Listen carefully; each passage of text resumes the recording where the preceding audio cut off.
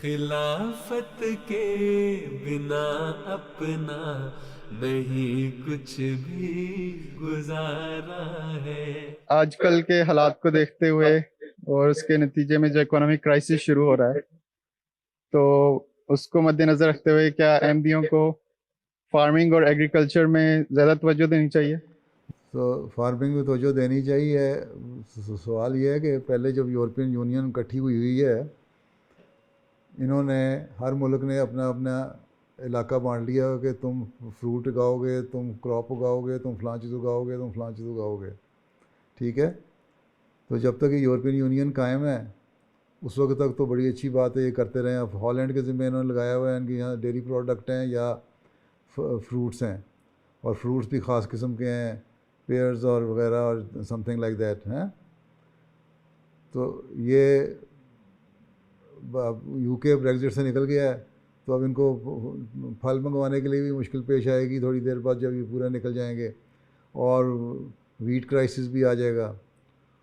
तो इन्होंने इनको मुश्किलात पेश आएंगी। इसलिए यूके के लिए तो ज़रूरी है कि एग्रीकल्चर पर फोकस करें और ज़्यादा इसको डेवलप करने की कोशिश करें और सेल्फ सफिशिएंट बने अपनी एग्रीकल्चर में, ग्रेन में भी एंड वेजिटेबल में भी और फ्रूट्स में भी।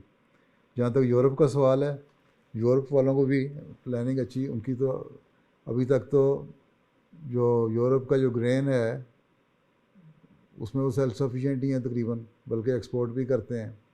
इसी तरह फल वगैरह हैं, कुछ सब्जियां हैं जो ट्रॉपिकल इलाकों से लाते हैं, ये वो यहाँ हो नहीं सकती सिवाय से ग्रीन हाउस बना के उस पर लगाई जाएँ। तो इकॉनमी को और फिर आगे आगे जो जो हालात आने हैं उसमें पता नहीं इस तरह हुकूमतों मुल्कों से राब्ते भी रहते हैं कि नहीं सही तरह।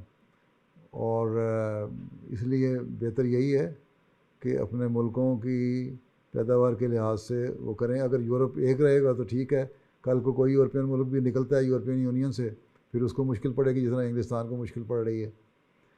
इन्होंने रशिया की पॉलिसी पे, रशिया जब था इकट्ठा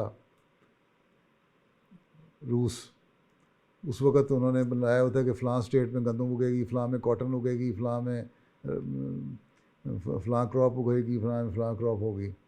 और जब टूट गए तो फिर उनको मसाइल पैदा हुए उनकी स्टेट्स को भी। और इसलिए कोशिश ये करनी चाहिए कि इकट्ठे रहें, और अगर कहीं चांसेस पैदा होने का इम्कान है तो जो पॉलिटिशियंस हमारे हैं उनको ये सोचने से पहले कि हमने अलहदा होना है, अपने लोगों की जो स्टेपल फूड है उसको मुहैया करने के लिए भी पहले सोचना चाहिए कि किस तरह हमारी मुहैया करेगा, और उसके लिए प्लानिंग होनी चाहिए। बगैर प्लानिंग के छोड़ दें तो फिर वो हाल होता है जो अब यूके का होने वाला है। ठीक है। लेकिन बहरहाल क्राइसिस जंगों के आए या ना आए, जो तो प्रोडक्ट आपकी पैदा होती, जो प्रोड्यूस एग्रीकल्चर प्रोड्यूस वहाँ फार्मिंग वहाँ है यूरोप में, वो तो आपको मिल जाएगी। जो नहीं है, जो बाहर से मंगवाते हैं वो बाहर से आएगी। मतलब राइस जो है, राइस अगर ना भी खाएंगे तो आपको फ़र्क नहीं पड़ता, लेकिन राइस जो है वो बाहर से ही आता है आमतौर पर ट्रॉपिकल मुल्कों से। तो बाकी कॉर्न और वीट वगैरह हैं, ये खाने के लिए मिल जाएंगी। इस पे सारे मुल्कों को, सारे यूरोपियन यूनियन के मुल्कों को देखना चाहिए, बैठना चाहिए, गौर करना चाहिए कि हमारे सारे यूरोप की, जो हमारी यूरोपियन यूनियन में शामिल हैं 26-27 मुल्क, इनकी रिक्वायरमेंट क्या है, और उस रिक्वायरमेंट के हिसाब से हमारी प्रोड्यूस क्या है हर साल की मुख्तलिफ़ ग्रेन्स की, और उस प्रोड्यूस को हमने किस तरह मज़ीद बेहतर करना है। तो इस लिहाज से ठीक है आपकी बात, कोशिश करनी चाहिए। लेकिन अगर जंग ऐसी होती है, अगर इसके बाद फिर क्राइसिस आता है और क्राइसिस के बाद जंग होती है, तो उसमें पता नहीं अगर कहीं किसी ने पागलपने में एटम बम इस्तेमाल कर दिया तो ना वहाँ एग्रीकल्चर रहनी है ना वहाँ कुछ और चीज़ रहना है। तो इसलिए अल्लाह ताला ही रहम करे, फजल करे, ये भी दुआ मांगे कि अगर कोई जंग होनी है तो ट्रेडिशनल वेपन से ही हो, कोई ज़्यादा लीथल वेपन इस्तेमाल में, एटॉमिक वेपन इस्तेमाल ना हो जाए।